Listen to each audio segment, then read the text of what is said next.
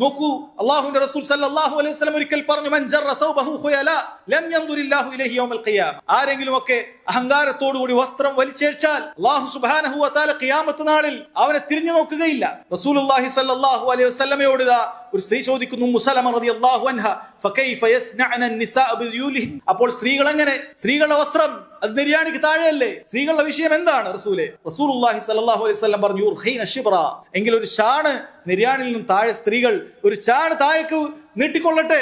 അവർ പറഞ്ഞു, ഇദൻ തൻകശിഫു അഖ്ദാമുഹുൻ, എങ്കിലും അവളുടെ കാൽപാദങ്ങൾ അപ്പോൾ വെളിവാകുമല്ലോ. നിര്യാണിൽ നിന്ന് ഒരു താഴെ മാത്രമാണ് സ്ത്രീ ധരിച്ചിട്ടുള്ളെങ്കിലും കാൽപാദങ്ങൾ വെളിവാകുമല്ലോ. നബി സല്ലല്ലാഹു അലൈഹി വസല്ലം അളവ് നൽകുന്നു, ഫയുർഖീനഹു ദിറാഅ ലാ യസ്ന അലൈഹി, എങ്കിലൊരു മുഴം അവർ താഴ്ത്തിക്കൊള്ളട്ടെ, നിര്യാണിൽ നിന്ന് ഒരു മുഴം താഴ്ത്തിക്കൊള്ളട്ടെ, അവരുടെ കാലിന്റെ ഒരു ഭാഗം പോലും അത് കാണിക്കാൻ പാടില്ല എന്ന് റസൂലുള്ളാഹി സ്വല്ലല്ലാഹു അലൈഹി വസല്ലം പറയുകയാണ്. സഹോദരങ്ങളെ, ചിന്തിച്ചു നോക്കൂ, കാലാണോ ഏറ്റവും കൂടുതൽ ഭംഗിയുള്ളത്? അതല്ല ഒരു സ്ത്രീയുടെ മുഖമാണോ? ഒരു സ്ത്രീയുടെ മുഖം കണ്ടാലാണോ, അതല്ല ഒരു സ്ത്രീയുടെ കാല് കണ്ടാലാണോ ആളുകൾ കൂടുതൽ കുഴപ്പത്തിലേക്ക് എത്തുക? അതുകൊണ്ട് വളരെ ഗൗരവത്തിൽ മനസ്സിലാക്കുക, സ്ത്രീകൾ മുഖം മറക്കുക എന്നുള്ളതിൽ പണ്ഡിതന്മാർക്ക് രണ്ട് അഭിപ്രായമേ ഉള്ളൂ. ഒന്ന്, അത് നിർബന്ധമാണ്. തെളിവുകളിൽ നിന്നും മനസ്സിലാക്കുന്നത് ഈ ആയത്തിന്റെ അടിസ്ഥാനത്തിലുള്ള സ്വഹാബികളുടെ തഫ്സീറും അല്ല, നമ്മുടെ ഉമ്മമാർ മുഴുവനും അവരെല്ലാം മുഖം മറച്ചിരുന്നു. നബി സല്ലല്ലാഹു അലൈഹി വസല്ലമയുടെ ഭാര്യമാർ മുഖം മറച്ചിരുന്നു. സ്വഹാബി വനിതകളിൽ ബഹുഭൂരിപക്ഷവും മുഖം മറച്ചിരിക്കുന്നു. ഒറ്റപ്പെട്ട ഒന്നോ രണ്ടോ സന്ദർഭങ്ങൾ അല്ലാതെ സ്വഹാബി സ്ത്രീകൾ മുഖം തുറന്നിട്ടതായി യാതൊരു രേഖയുമില്ല, തെളിവുമില്ല. അതുകൊണ്ട് ഈ ഉമ്മത്തിൽ ഏറ്റവും കുലീനരായ ആളുകൾ ചെയ്തിരുന്ന ആ രൂപത്തിൽ മുഖം മറക്കുക എന്നുള്ളത് നിർബന്ധമാണ് എന്നൊരു ഭാഗം പണ്ഡിതന്മാർ പറയുന്നു. രണ്ടാമത്തെ ഭാഗം പറയുന്നത് ഏറ്റവും മുസ്തഹബ് മറക്കലാണ്, ഏറ്റവും നല്ലത് മറക്കൽ തന്നെയാണ്, യാതൊരു സംശയവുമില്ല. എങ്കിൽ നിങ്ങൾ അഥവാ തുറന്നാൽ അതിൽ കുറ്റമില്ല എന്ന അഭിപ്രായമാണ് രണ്ടാമത്തെ പണ്ഡിതന്മാർ പറയുന്നത്.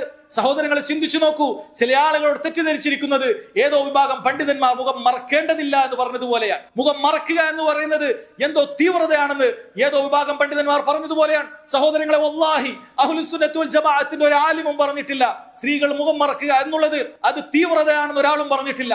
സ്ത്രീകൾ മുഖം മറക്കുക എന്നുള്ളത് അത് അതിര് കവിച്ചലാണെന്നും ഒരാളും പറഞ്ഞിട്ടില്ല.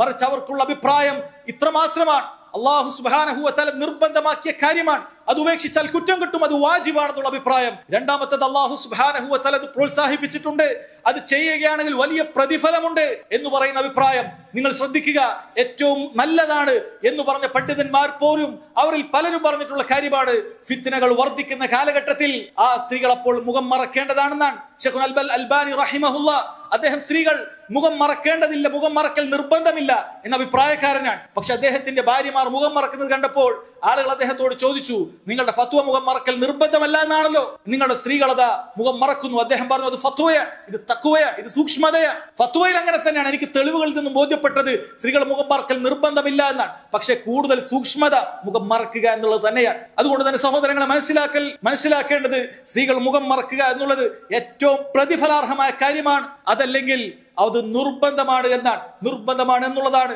ഏറ്റവും ശരിയായി മനസ്സിലാക്കാൻ സാധിക്കുന്നത്.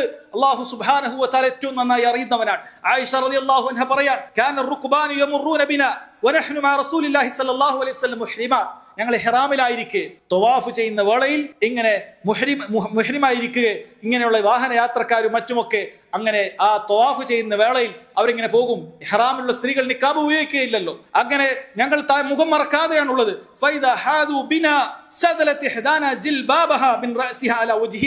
അങ്ങനെ അനിജ്ഞ പുരുഷന്മാർ ഞങ്ങളുടെ അടുക്കലേക്ക് എത്തുന്ന സമയത്ത് തലയിൽ നിന്നും ഞങ്ങളുടെ ജിൽബാബ് ഞങ്ങൾ അതെന്തെയും ഞങ്ങളുടെ മുഖത്തേക്കിടും.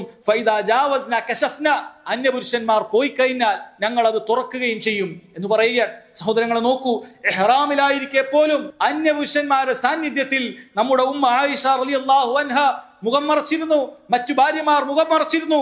റസൂലുള്ളാഹി സ്വല്ലല്ലാഹു അലൈഹി വസല്ലം കൂടെയുണ്ട്. വനഹ്നു മഅ റസൂലില്ലാഹ് സ്വല്ലല്ലാഹു അലൈഹി വസല്ലം എന്നാണ് പറഞ്ഞത്. റസൂലുള്ളാഹിന്റെ കൂടെ അന്യപുരുഷന്മാരുടെ സാന്നിധ്യത്തിൽ അവർ മുഖം മറക്കുകയാണ്. അതുകൊണ്ട് തന്നെ വളരെ കൃത്യമായി മനസ്സിലാക്കുക. നോക്കൂ, റസൂലുള്ളാഹി സ്വല്ലല്ലാഹു അലൈഹി വസല്ലമയുടെ ഭാര്യമാരെല്ലാം തന്നെ ഹിജാബിന്റെ ആയത്ത് ഇറങ്ങിയതിനു ശേഷം മുഖം മറച്ചിരുന്നു എന്നാണ്. അതുകൊണ്ടാണ് സഫ്വാൻ റളിയല്ലാഹു അൻഹു ഒരു യുദ്ധവേളയിൽ ആയിഷ റളിയല്ലാഹു അൻഹയെ നഷ്ടപ്പെട്ട സമയത്ത് എല്ലാവരും മുന്നോട്ട് പോയി. ആയിഷ റളിയല്ലാഹു അൻഹയുള്ള വാഹനം അത് അവിടെ ഉപേക്ഷിക്കപ്പെട്ട നിലയിലായി. പിന്നീട് അദ്ദേഹം വല്ലതും നഷ്ടപ്പെട്ടിട്ടുണ്ടോ എന്ന് തിരിച്ചു നോക്കാൻ സഫ്വാൻ റളിയല്ലാഹു അൻഹു വന്നപ്പോൾ അദ്ദേഹത്തിന് ആയിഷ റളിയല്ലാഹു അൻഹയെ കണ്ടപ്പോൾ അദ്ദേഹത്തിന് മനസ്സിലായി. അപ്പോൾ മഹദിയായ ആയിഷ റളിയല്ലാഹു അൻഹ പറയുന്നത്, വകാന റആനി ഖബ്ല അൽ ഹിജാബ്, ഞാൻ ഹിജാബിന്റെ ആയത്ത് ഇറങ്ങുന്നതിന് മുമ്പ് അദ്ദേഹം എന്നെ കണ്ടിട്ടുണ്ട്. അതുകൊണ്ടാണ് അദ്ദേഹത്തിന് ഞാൻ ആയിഷയാണെന്ന് മനസ്സിലായത്. ഫഹമ്മർതു വജ്ഹി ബിജിൽബാബി, അദ്ദേഹത്തെ കണ്ട ഉടനെ തന്നെ ഞാൻ എന്റെ മുഖം ജിൽബാബ് കൊണ്ട് മറച്ചു എന്ന് ആയിഷ റളിയല്ലാഹു അൻഹ പറയാൻ. അതുകൊണ്ട് തന്നെ സഹോദരങ്ങളെ, നമ്മൾ മനസ്സിലാക്കേണ്ടത് ഈ ഉമ്മത്തിൽ ഏറ്റവും നല്ലവരായ സ്ത്രീകൾ, നമ്മുടെ ഉമ്മമാർ, സലഫു സാലിഹീങ്ങൾ, അവരെല്ലാവരും തന്നെ മുഖം മറക്കുന്നവർ തന്നെയാണ്. അത് നിർബന്ധമാണോ അതല്ലെങ്കിൽ സുന്നത്താണോ എന്ന വിഷയത്തിൽ മാത്രമാണ് അഭിപ്രായ വ്യത്യാസമുള്ളത്. അതുകൊണ്ട് ഏറ്റവും ഖൈറായ കാര്യം നമ്മൾ തിരഞ്ഞെടുക്കാൻ ശ്രദ്ധിക്കുക.